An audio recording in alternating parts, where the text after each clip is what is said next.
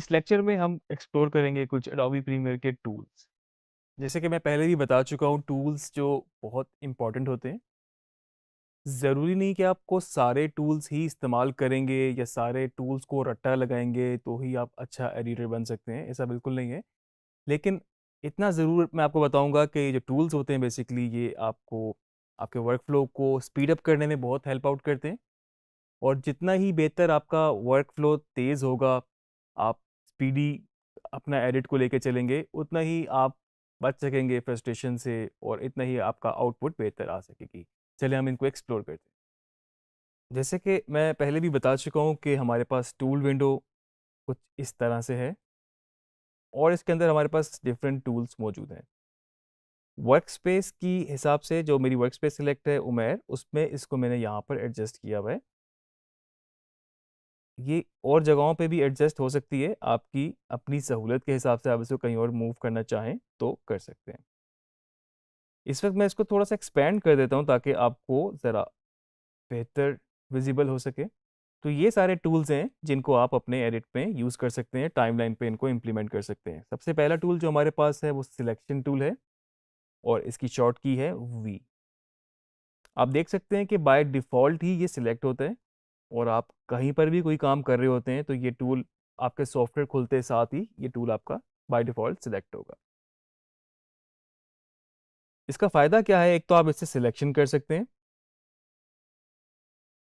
आप इससे चाहें तो मल्टीपल क्लिप्स की सिलेक्शन कर सकते हैं। आप इसको इस तरह ड्रैग करेंगे, आप सारे क्लिप्स को एक साथ सिलेक्ट कर सकते हैं।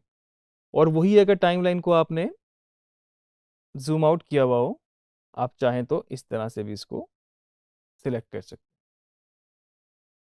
अगर आपको कुछ मर्ज़ी के क्लिप सिलेक्ट करने हैं तो आप शिफ्ट प्रेस करेंगे तो आप बीच-बीच में से भी क्लिप्स को स्किप करके सिलेक्ट कर सकते हैं। इस टूल के और भी बहुत फ़ायदे हैं। मिसाल के तौर पे आपने अपना जो फुटेज था उसकी सिलेक्शन की अपने सोर्स विंडो के थ्रू और टाइमलाइन पे आपको लगता है कि ये जो शॉट था आपका, मे बी इसका आउट पॉइंट और कम होना चाहिए था या मे बी इसको बस आपको यहाँ पे रोक देना चाहिए था। तो इसी टूल की मदद से आप इसकी सिलेक्शन, आउट पॉइंट की सिलेक्शन को चेंज कर सकते हैं। जैसे कि मैं इसको अगर इसके आउट पॉइंट पे बिल्कुल यहाँ पे लेके जाऊँ, आप देख सकते हैं कि इस वक़्त जो आपका आइकन जो इस वक़्त माउस का कर्सर था, वो इस वक़्त कुछ इस तरह से हो गया है और यहाँ पे मैं क्लिक करके इसको जब इसके साथ जोड़ूँगा, तो आप देख सकते हैं वो जो क्लिप था, जो वहाँ तक एक पॉइंट तक खुला हुआ था, उसको हमने थोड़ा-सा ट्रिम कर दिया या आप कह लें उसका आउट पॉइंट हमने चेंज कर दिया और उसको हमने थोड़ा छोटा कर दिया। इसी तरह से हम इन पॉइंट को भी कर सकते हैं कि अगर ये क्लिप मुझे यहाँ से चाहिए और मेरी सिलेक्शन गलत हो गई है या मैंने उसको सही तरह से मैंने अभी सिलेक्ट किया ही नहीं, मैंने डायरेक्ट मैं इसको टाइमलाइन पे ले आया हूँ। तो मैं यहाँ से इसी टूल बाय डिफ़ॉल्ट जो सिलेक्शन टूल है, उसी को बिल्कुल इसके इनिशियल पॉइंट पे लेके जाऊँगा।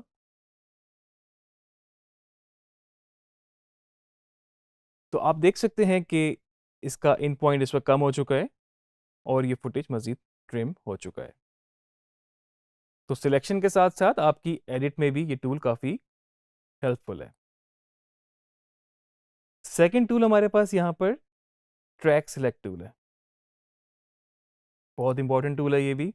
आप देख सकते हैं कि अब इसका आइकन जो है यहाँ पर टाइमलाइन पे बदल चुका है। पहले आपके पास सिलेक्शन टूल था जो कि इस तरह से था और इसकी शॉर्ट की है ए ट्रैक सिलेक्ट की, तो आपके पास इस वक़्त आइकन इसका इस तरह से हो चुका है। तो बेसिकली करता क्या है कि आपके ट्रैक पे कुछ भी आगे पड़ा हुआ हो, ये उसको सिलेक्ट कर देता है। मिसाल के तौर पे आपके पास मल्टीपल लेयर्स में क्यों ना काम हो, ऑडियो में, वीडियो में, कहीं पर भी, तो जिस पॉइंट पे मैं जाके इसको क्लिक करूँगा, तो उस पॉइंट से आगे जितनी भी वीडियो या ऑडियो हैं, वो उसको सिलेक्ट कर लेगा। अगर मैं इसको यहाँ पे क्लिक करता, तो आप देख रहे हैं कि जिस एरिया से मैंने क्लिक किया था, उसके आगे पूरी टाइमलाइन आपके पास सिलेक्ट हो चुकी है, ख़्वाह वो ऊपर लेयर्स में क्यों ना हो चीज़ें या ऑडियो में या वीडियो में।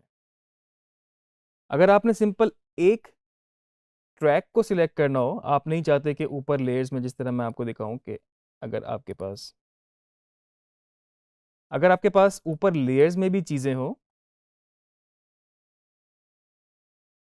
तो यही टूल आपका इनको भी सिलेक्ट कर लेगा। आप देख सकते हैं कि इस वक़्त ये भी सिलेक्ट हो चुकी है। तो अगर आप चाहते हैं कि आपके पास पूरा ट्रैक सिलेक्ट हो जाए, पूरे ट्रैक में जितना भी मटेरियल है वो सिलेक्ट हो जाए, तो जो हमारा ट्रैक सिलेक्शन टूल है, अगर मैं उसके साथ शिफ्ट प्रेस कर दूंगा, तो आप देख सकते हैं कि इस वक्त वो एक ट्रैक को सिलेक्ट कर रहा है जिस ट्रैक के ऊपर आप उसको क्लिक करते हैं, ना कि वो सारी चीज़ों को सिलेक्ट कर रहा है जो कि ऊपर लेयर्स में थी या फिर नीचे लेयर्स में थी। जिन टूल के आगे आपके पास छोटा सा एक एरो बना होगा, इसका मतलब ये है कि इसके अंदर और भी टूल्स और भी ऑप्शंस मौजूद हैं। इसको आपने एक लॉन्ग क्लिक करके रखना है, होल्ड करके रखना है आपने इसको। आप देख सकते हैं कि आपके पास एक टूल इसमें और भी आ रहा है जो बेसिकली है तो वो भी ट्रैक सिलेक्ट टूल, लेकिन वो बेसिकली आपको पीछे वाला डाटा जो आपके टाइमलाइन पर है वो सिलेक्ट करने में मदद करेगा। तो आप देख सकते हैं कि पिछले ट्रैक सिलेक्ट टूल से हमने आगे वाला सारा डाटा सिलेक्ट किया था और इससे हम बैकवर्ड जो टाइमलाइन पे पीछे चीज़ें पड़ी हैं उनको सिलेक्ट कर सकते हैं। मकसद सिर्फ सिलेक्ट करना ही नहीं होता इनको, ए से मैंने दोबारा किया, तो मकसद ये होता है कि अगर आपने बीच में कुछ इंसर्ट करना है या आपने किसी अपने एडिट को मूव करना है, तो आप इस ट्रैक सिलेक्ट के थ्रू इजीली मूव कर सकते हैं। नेक्स्ट हमारे पास यहाँ पर है रोलिंग एडिट टूल। शॉर्ट की इसकी एन है, अगर मैं खाली एन भी प्रेस करूँ तो मेरे पास रोलिंग एडिट टूल, देखिए आपके पास आइकन बदल चुका है। तो ये बेसिकली क्या करता है कि आपके पास जब दो चीज़ें कट में यहाँ इस तरह पड़ी हैं और अगर आप चाहते हैं कि इस वाले कट को, जो पहले वाला कट है, इसके आउट पॉइंट को मज़ीद एक्सपेंड कर दें और जो नेक्स्ट कट है उसके इन पॉइंट को आप कम करते जाएं। मिसाल के तौर पे अगर हम इसको करके देखें यहाँ पर, तो ये मैंने क्लिक किया और अब मैं इसको आगे ड्रैग कर रहा हूँ, तो आप देख सकते हैं कि जो पिछला क्लिप था आपके पास वो आगे की तरफ बढ़ रहा है और जो नेक्स्ट क्लिप है वो उसका इन पॉइंट कम हो रहा है। तो एक का आउट पॉइंट बढ़ रहा है और दूसरे का इन पॉइंट कम हो रहा है और आपको ऊपर यहाँ पर प्रोग्राम मॉनिटर में भी क्लियरली नज़र आ रहा है कि आपका एडिट किस तरह से बनने लगा है, क्योंकि एक लेफ्ट विंडो पे आपको वो उसका आउट पॉइंट दिखा रहा है कि वो इतना एक्सपेंड हो चुका है और राइट पे आपको इन पॉइंट दिखा रहा है वो। आप देख सकते हैं जो क्लिप यहाँ इतना बड़ा था उसको हमने रोलिंग एडिट टूल से छोटा कर दिया और हम प्ले करके भी देखते हैं, इस वक्त हमारा एडिट भी चेंज हो चुका है।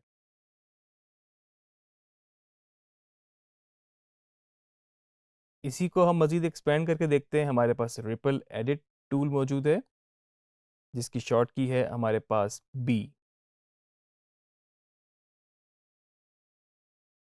इस टूल का आपके पास क्या फ़ायदा है कि अगर आपको अपना एडिट, ये आपने फ़ाइल सेलेक्ट की थी और आपको ये फ़ाइल यहाँ तक चाहिए और आप चाहते हैं कि बस इसके बाद यहाँ पर कट हो जाए ये और नेक्स्ट सारा एडिट आपका एक साथ पीछे आके वापस जुड़ जाए, तो आप देख सकते हैं कि आपका जो रिपल एडिट टूल है, अगर आप इसको यहाँ से इतना एरिया को बंद करना चाहेंगे तो आउट पॉइंट उसने कम कर दिया, साथ में उसने आगे जितना भी एडिट था उसको एक साथ वहाँ पे जोड़ दिया, रिपल कर दिया उसको एक साथ। अगर हम इस टूल से ना करते, मिसाल के तौर पे इस वक्त इसने ये चीज़ की है कि हम इसको पहले यहाँ पर कट करते, फिर हम उसको डिलीट करते और फिर हम इनको मे बी ट्रैक सिलेक्ट से वापस जोड़ते, तो आप देख सकते हैं कि इस एक टूल से, रिपल एडिट टूल से, आपने अपने करंट फुटेज को जिस पे आप काम कर रहे हैं उसको आपने उसका आउट पॉइंट छोटा भी कर दिया, ट्रिम कर दिया फुटेज को आपने और आगे सारा एडिट आपने एज इट इज़ उसको पीछे साथ जोड़ दिया उसके। अंडू कर दिया मैंने। इसके बाद मेरे पास टूल है रेट स्ट्रेच, शॉर्ट की है इसकी आर। रेट स्ट्रेच बेसिकली क्या करता है, इसकी स्पीड को चेंज कर देता है। मिसाल के तौर पे आपके पास ये शॉट आपको यहाँ से चाहिए था, अब आपने क्या किया, आपने बेशक अपनी सिलेक्शन टूल से इसको छोटा कर दिया, लेकिन अगर आप इसको इसके साथ साथ अब जोड़ देंगे तो ये आगे भी गैप बन जाएगा और अगर पिछला एडिट सारा जोड़ देंगे तो आगे भी फर्दर गैप बन जाएगा। तो अगर आप चाहते हो गैप ना बने और आप इस क्लिप को इसी एरिया के अंदर एडजस्ट करना चाहते हैं तो आप रेट स्ट्रेच टूल यूज़ कर सकते हैं, आर इसकी शॉर्ट की है, लेकिन ये बात ध्यान में रखिएगा कि ये इसकी स्पीड को स्लो कर देगा। अगर मैंने यहाँ पर रेट स्ट्रेच टूल को यूज़ करते हुए इसको इसके साथ जोड़ दिया तो इस वक्त इसकी स्पीड जो 100% बाय डिफ़ॉल्ट होती है वो यहाँ पर आपको ये लिखी नज़र आ रही है, जो इस वक्त 82.72 हो चुकी है। तो बेसिकली उसने उसकी स्पीड को स्लो कर दिया।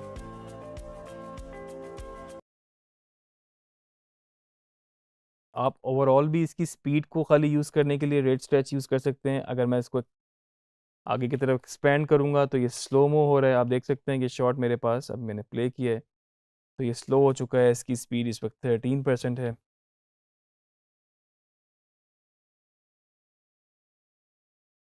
और इसी तरह अगर मैं किसी और क्लिप के ऊपर इसको अप्लाई करूं और मैं इसको स्पीड अप करना चाहूं तो ये मेरे पास क्लिप है इस वक्त।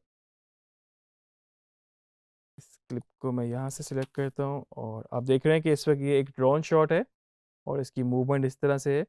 अगर यहाँ से मैं अपना रेट स्ट्रेच टूल सिलेक्ट करूं और इस क्लिप को यहाँ से मैं इस तरह छोटा कर दूं, आप देख सकते हैं कि अब इसकी स्पीड जो है वो बेसिकली तेज़ हो चुकी है।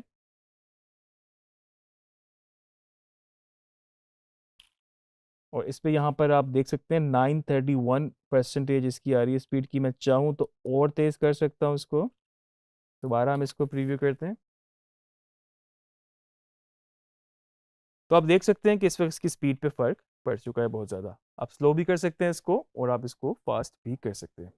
इसके बाद हमारे पास एक और मेजर टूल है जो कि रेजर टूल, शॉर्ट की इसकी सी है। रेजर टूल बेसिकली कट करता है। अगर आपको किसी भी फुटेज के बीच में से कहीं पर भी आपको कट लगाना हो, एडिट करना हो, आप रेजर टूल से कर सकते हैं। आप देख सकते हैं आपका क्लिप टाइमलाइन पे स्प्लिट हो चुका है। मैं इसको थोड़ा सा जूम कर लेता हूँ वर्टिकल। और अगर मुझे इस शॉट को यहाँ तक दोबारा कट करना है, आपका एक सिंगल क्लिप था यहाँ पर एडिट होकर यहाँ पर रेजर टूल यूज़ करते हुए, एक कट, दो कट हमने यहाँ पर लगा लिए और हम चाहें तो इस बीच वाले पोर्शन को डिलीट कर दें। इस ब्लैंक एरिया पे अगर मैं राइट क्लिक करूंगा तो रिपल डिलीट, इसका मतलब है कि आगे वाला सारा एडिट आपके साथ पीछे जुड़ जाता है। तो आप देख सकते हैं कि बीच में से एक ही क्लिप के चलते हुए हमने बीच में से शॉट निकाल दिया रेजर टूल की मदद से।